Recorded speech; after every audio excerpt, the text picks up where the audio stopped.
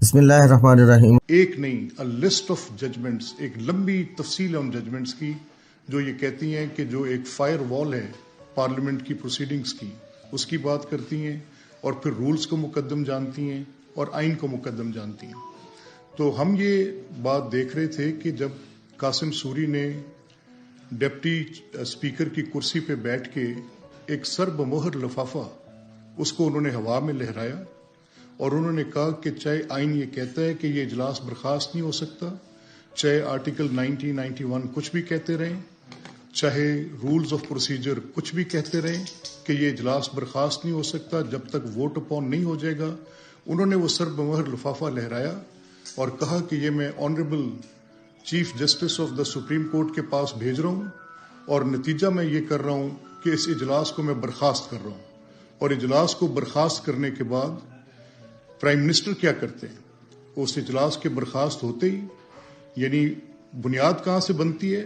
اس cipher کے اس سر بمہر لفافے سے، اور وہ پرائم منسٹر کیا کرتے ہیں کہ وہ جو سر بمہر لفافہ وہ دکھاتے ہیں محترم Qasim sorry as speaker of the national assembly, اور اس کی بنیاد پہ اجلاس کو پروروگ کرتے ہیں۔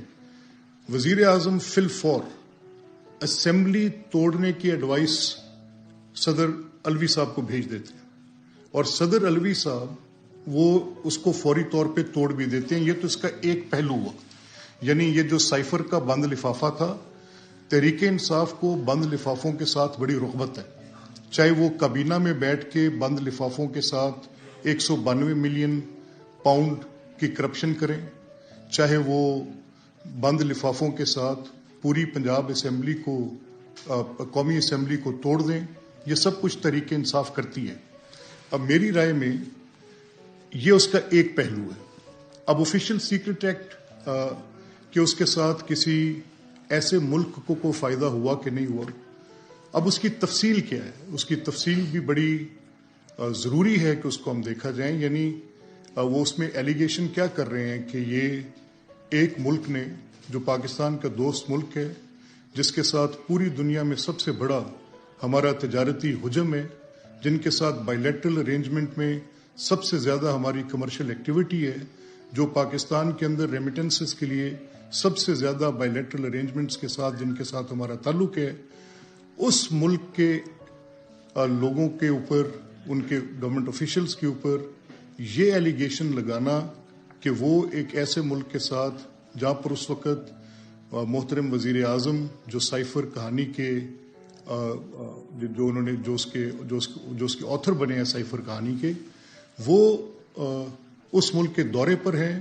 وہ ملک ایک بڑی جنگ کے اندر دوسرے ملک کو دھکیل رہے ہیں اور وہاں پر وہ موجود ہیں، اور یہ کہا جا رہا ہے کہ غالباً وہ جو دوست ملک ہے اس کے ساتھ پاکستان کے جو مراسم ہیں وہ ٹھیک نہیں رہیں گے اور یہ حکومت نہیں رہیں گی۔ یہ سیٹ آف ایلیگیشنز ہے۔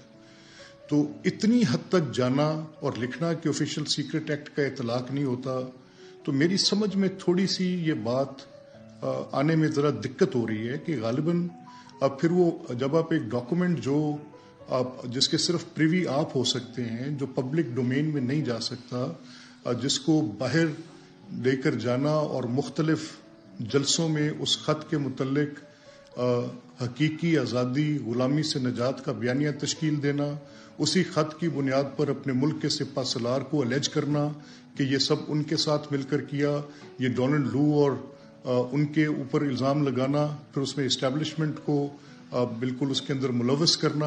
If it is not the right word, میں نے سنا and I agree with honourable justice قاضی فائز عیسیٰ صاحب کہ یہ جو عرف عام میں غلط العام ہمارے پاس آ گیا ہے کہ جب بھی ذکر کرنا ہو سیکورٹی ادارے کا تو اسٹیبلشمنٹ کہہ لیں، یہ کوئی آئینی لفظ نہیں ہے، ٹھیک ہے، درست ہے بات، مجھے بھی اپنی تصحیح کرنی ہے، لیکن ایک بڑی کنیکشن عمران خان یہ فراہم کرتے تھے، اسی سائفر کی بنیاد پہ فراہم کرتے تھے۔ اب پھر اس کے بعد ہم نے کچھ پبلک ڈومین میں یہ نہیں کہہ سکتا کہ اس کی ایویڈینشلی ویلیو کیا ہوگی، کورٹ آف لاء میں کیا جائے گی، لیکن کیونکہ میں کوگنیزنٹ نہیں ہوں ایسی ڈیٹیلز کا، لیکن میں نے وہ تفصیلات سنی، اس انکوائری کی ڈیٹیلز کو میں نے دیکھا اور سنا۔ جو بات میرے سامنے آئی وہ کیا تھی؟ نمبر 1، پہلی بات تو یہ سامنے آئی کہ جب اعظم خان جو ان کے پرنسپل سیکرٹری تھے، یہ آڈیو لیکس کی صورت، اس پہ ایک مقدمہ آنریبل جسٹس بابر ستار صاحب کی کورٹ میں چل رہا ہے اور اس میں دیکھا جا رہا ہے کہ کس کے پاس صلاحیت ہے، کون کر سکتا ہے، کون نہیں کر سکتا. ایون دو آج کے اس آئی ٹی کے ریولوشنائزڈ اور آئی ٹی کے اتنے ایڈوانس دور میں ہمیں پتہ ہے کہ ہیکرز کی ایبلٹی تو it's a common ability available with so many people today. آپ کو ہیک کر کے وہ سن سکتے ہیں، وہ ہیکرز پوسٹ کرتے ہیں. تو انہیں غالباً ہیکرز کی تفصیلات کے ساتھ کل کو اگر کوئی بات اور سامنے آتی ہے کہ اس میں کوئی ایجنڈا ہے یا کوئی اور انوالوڈ ہے تو وہ تو سامنے تفصیلات کورٹ کے فیصلے میں آنی چاہیے. لیکن یہاں پر پبلک ڈومین میں جو بات تھی وہ کیا تھی؟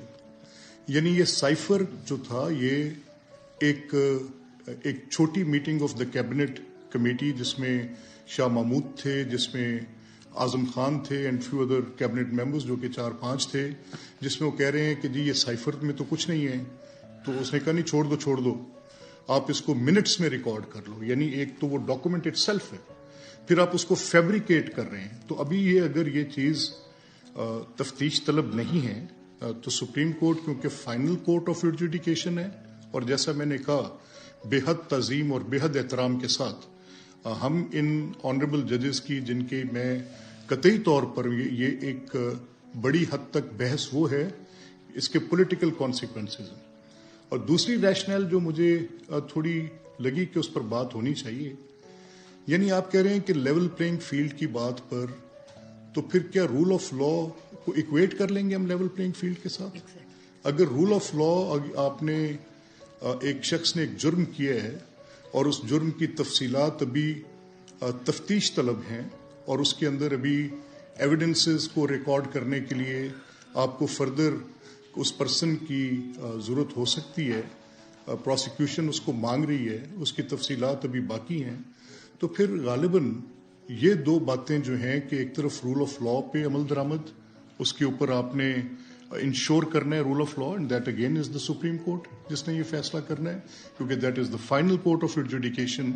اور ایک طرف آپ نے لیول پلینگ فیلڈ کی بات کی، اور مجھے ایک خوشگوار حیرت بھی ہے کہ چلیں کفر ٹوٹا خدا خدا کر کے ہم تو سمجھے یہ ایک لاڈلے کی بڑی بحث ہے کہ کون لاڈلا ہے.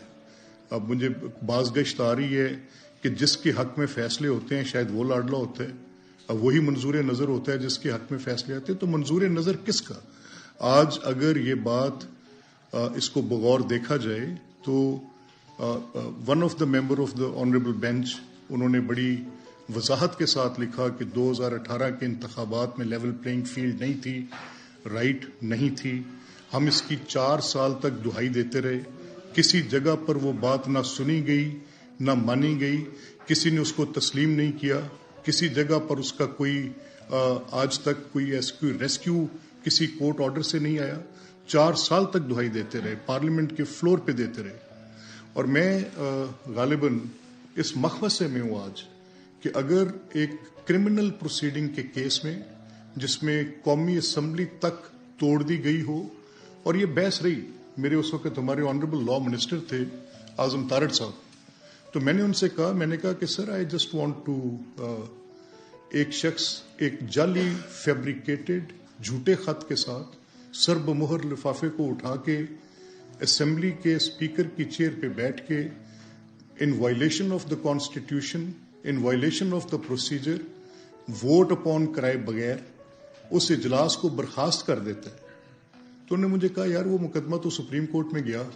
تو میں نے کہا اسی سپریم کورٹ میں آنریبل جسٹس مندوخیل صاحب کا جو اس کے اندر آرڈر کا پارٹ ہے، تو انہوں نے لکھا کہ یہ پریکٹس بڑی خوفناک پریکٹس ہے. چلے باقی جج صاحبان نے تو اپنے آپ کو ریسکیو کیا، سچویشن کو ریسکیو کیا، اور انہوں نے کہا کہ ٹھیک ہے واپس جائیں، یہ فیصلہ غلط تھا. اب جب ایک فیصلہ غلط تھا اور وہ ایک چیٹڈ ڈاکومنٹ کے ساتھ تھا تو کیسے ممکن ہو سکتا ہے کہ اس کے اوپر لیگل کانسیکوینس انٹیل نہ ہو؟ میں آج تک سمجھنے سے قاصر ہوں، اور مجھے اعظم صاحب کے ساتھ بصد احترام بڑا شدید اختلاف تھا اس بات پر، اور میں نے کہا تھا تاریخ سر اس بات کا فیصلہ کرے گی. یعنی آپ اس بحث میں الجھے ہوئے ہیں، اور وہ بحث یہ ہے کہ بانسری بجنے کی بے کیسے لکھی جانی ہے. دیکھیں آپ کہہ رہے ہیں کہ کانسٹیٹیوشن کی سبورژن سپریم کورٹ نے یہ کہا، میں نے کہا ہر کیس کے اپنے انڈیجینئس فیکٹس ہوتے ہیں.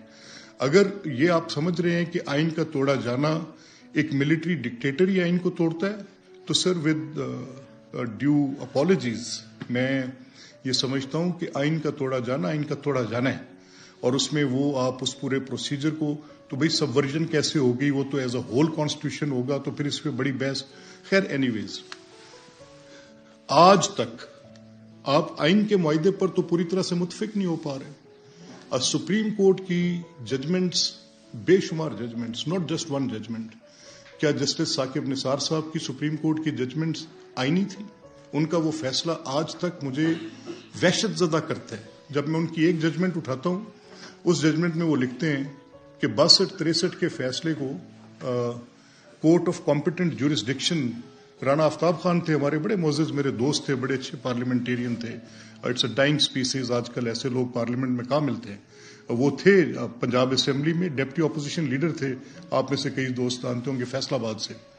تو ان کا مقدمہ تھا جس میں جسٹس ثاقب نثار صاحب نے کہا کہ یہ 62 اور 63 کے ڈسکوالیفیکیشنز پہ کورٹ آف کمپیٹنٹ جورسڈکشن جو کہ ہوتی ہے، جس میں شہادت قلم بند کی جاتی ہے، ایویڈنس ریکارڈ کیا جاتا ہے، اس کے بعد 62-63 کے فیصلے آتے ہیں. اور یہ میاں نواز شریف کے کیس میں 184(3) میں وہ پوری پوزیشن ہی ٹوٹل یکسر بدل کے رکھ دی. تو میں تو وہ ڈھونڈتا رہ گیا کہ کیسے یہ جورسڈکشن ترتیب پاتی ہے اور کیسے چلتا ہے. اگر آپ کا منظور نظر کون ہوگا، طے شدہ سوال. میں فار گڈنس سیک میں بالکل اس بینچ پر یہ الیج نہیں کر سکتا، کیونکہ اس بینچ کے ساتھ میری ایک ہوپ اٹیچڈ ہے. جتنی لاپ سائڈڈ سپریم کورٹ پچھلے ادوار میں ہم نے دیکھی تھی، جس طرح کے فیصلے ہم نے دیکھے تھے، آج ود دس سپریم کورٹ میں رول آف لا کو پریویل کرتے دیکھنا چاہتا ہوں. اچھا، اب لیول پلینگ فیلڈز کے ساتھ ایک اور بات جڑی ہوئی آ جاتی ہے. کل رات کو یکدم ایک شور مچا، تو پھر میں مجبوراً I went on 2-3 TVs and I explained that point, tried to explain that point. پتہ نہیں وہ میں درست کہہ پایا، میں آپ سے بھی شیئر کر لیتا ہوں. کل شام کو پچھلے پیر کے قریب جب یہ فیصلہ سائفر والی ابھی ڈسٹ سیٹل ہو رہی تھی، اور اس کے ساتھ ہی یہ فیصلہ آ گیا کہ کالعدم قرار دے دیا تحریک انصاف کو. اب جب ایک سیاسی جماعت کالعدم ہوگی تو الیکشن کمیشن اس کو سمبل کیسے دے گا؟ ممکن ہی نہیں ہے. اور کالعدم کیسے ہوگی؟ اس کی کالعدم کرنے کو اس کو بین نہیں کیا گیا. اب ایک لا ہے، اب یہ جو الیکٹورل ایکٹ ہے یہ مانگتا ہے کہ اس کے سرٹن سیکشن کے نیچے آپ نے اپنے انٹرا پارٹی انتخابات کرانے ہیں. وہ کس تاریخ تک کرانے ہیں، اس پہ عہدوں پر بیٹھے لوگ کیا ان کو ایکسٹینشن دی جا سکتی ہے، نہیں دی جا سکتی، اور اگر انتخابات نہیں ہوئے تو کیا وہ پارٹی الیکٹورل سمبل کی حقدار ہو سکتی ہے؟ لا میں لکھا ہے نہیں ہو سکتی. اب یہ ساری باتیں، اگر آپ نے انتخابات کرائے اور وہ انتخابات آپ نے جو کروائے اس پر کنکرنس نہیں آئی، اس پر معترض ہوئی الیکشن کمیشن، ان پروسیڈنگز پر معترض ہوئی، آپ کے الیکشن کمشنر کی اپوائنٹمنٹ پہ معترض ہوئی، آپ کے سیکرٹری جنرل کی اپوائنٹمنٹ کس باڈی نے کیے، کیسے ہوئے، وہ کون سی ایگزیکٹو کاؤنسل تھی جو آپ کے آئین کے اندر لکھی نہیں ہوئی. تو ان کے وہ جائز سوالات تھے جس کے جوابات نہیں دیے گئے. اور یہ میں سمجھتا ہوں کہ عمران دانستہ کر رہے تھے، جان بوجھ کے کر رہے تھے. وہ پورے سسٹم کو، پورے نظام کو دیکھیں. 9 مئی بھی انہوں نے دانستہ کی تھی، پری میڈیٹڈ تھی. میں یہ بات بارہا کہہ چکا ہوں. چند روز پہلے 9 مئی سے عمران اپنی پوری پارٹی کے ایکٹیوسٹ کو لے کر لاہور، پنڈی، پشاور کے کینٹونمنٹس میں حمایت چیف جسٹس ریلی نکالتے ہیں. اب کینٹ میں حمایت چیف جسٹس ریلی کا کیا تعلق ہے بھائی؟ اگر آپ نے کوئی حمایت ان کی ریلی کے ذریعے کرنی ہے، جو کہ بڑا انفارچونیٹ ہے کہ آپ ججز کی حمایت کے لیے کہ وہ آپ کے حق میں فیصلے دے رہے ہیں، آپ ان کی حمایت کے لیے ریلیاں نکال کر ایک پولیٹیکل پارٹی ان کے ساتھ بینڈ ویگن ہو رہی ہے. تو عمر عطا بندیال صاحب میرے بہت محترم محسن ہیں، لیکن اس وقت میں نے جب وہ چیف جسٹس تھے، we came to the press and spoke about it. ہم نے بڑی دو ٹوک بات کرتے ہوئے کہا کہ سر اس چیز کو آپ کو خود نوٹس لینا چاہیے اور روکنا چاہیے، but nothing, no heed was paid. لیکن یہاں کیا ہے، اب وہ کرتے ہیں یہ سارا معاملہ، وہ پری میڈیٹڈ لے کر جاتے ہیں، لوگوں کو پوائنٹس دکھاتے ہیں، وہ ایک موک ایکسرسائز ٹائپ ہوتی ہے. اس کے بعد پھر 9 مئی کو آپ دیکھتے ہیں کہ 29 سے 30 پوائنٹس پر، رادر 31 پوائنٹس پر ایک ہی وقت میں وہ ہلوگنز، بدماش، وہ جو غنڈے تھے، وہ پولیٹیکل پارٹی کے ایکٹیوسٹ نہیں تھے، وہ ٹرینڈ غنڈے تھے، ان کو ٹریننگ دی گئی تھی، उनको ट्रेनिंग दी गई थी कि जत्था बंद होकर पुलिस के ऊपर बम कैसे फेंकने हैं। वो ट्रेनिंग की रिफ्लेक्शंस पहले ज़मान पार्क में देखी जाती रही। वो ट्रेनिंग्स की रिफ्लेक्शंस जब उनकी कोर्ट की पेशियां थी, पेट्रोल बॉम्ब्स के साथ, डंडों के साथ, उनको सिखाया गया था कि आर्सन कैसे करना है, किस तरह से आपने लिबर्टी चौक से निकलना है, कैसे आपने मियां मीर ब्रिज क्रॉस करनी है, कैसे आपने ज़मान पार्क से मुगलपुरा से होते हुए कोर कमांडर के घर तक जाना है। इसी तरह किला बाला Hisar and cantonments of Pindi and बाकी जो थे इनके ऊपर था। इसी तरह से उनको पता था एग्जैक्टली टारगेट करना है जाकर कि 2 कोर्ट्स हैं मियां वाली के अंदर, तो उसमें से एक कोर्ट सिविल कोर्ट है, वो मैटर नहीं करती, और वो क्रिमिनल जो भर्ती किए हैं वो क्रिमिनल कोर्ट्स का रिकॉर्ड उठाकर सारा लेकर जाएंगे, अदालतों को आगे लगाएंगे। ये सब कुछ हुआ। चीने टीवी को सब्सक्राइब करना मत भूलें, वीडियो को लाइक करें, शेयर करें और कमेंट सेक्शन में अपनी कीमती राय से ज़रूर आगाह करें।